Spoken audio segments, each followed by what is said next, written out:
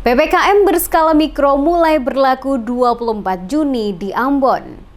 Pemerintah Kota Ambon lewat tim Satgas COVID-19 akan menerapkan peraturan pemberlakuan pembatasan kegiatan masyarakat atau PPKM berskala mikro terhitung mulai 24 Juni 2021 di wilayah Kota Ambon. Hal tersebut disampaikan langsung oleh juru bicara Satuan Tugas atau Satgas Pengendalian COVID-19 Kota Ambon, Joy Adrians, saat memberikan keterangan pers kepada sejumlah wartawan di Balai Kota Ambon Selasa 22 Juni 2021.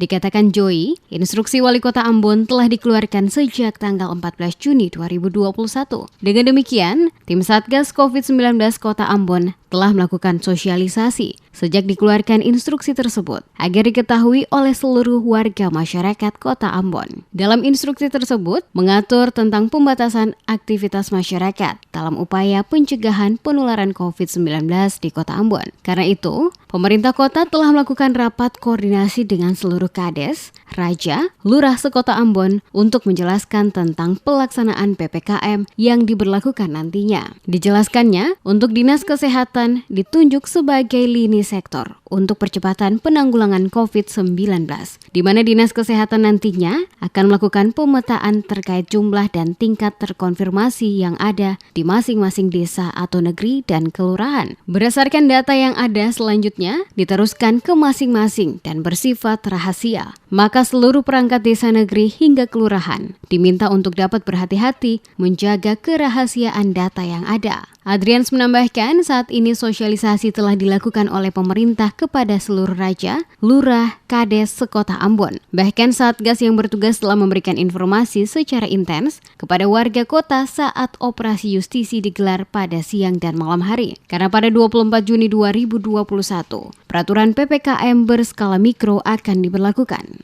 Karena dia diterbitkan dengan rekomendasi ya sesuai dengan perwali lama kita terkait dengan PSBB transisi, maka otomatis bahwa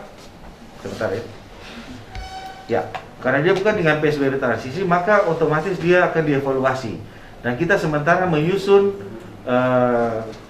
peraturan wali kota yang terkait dengan itu.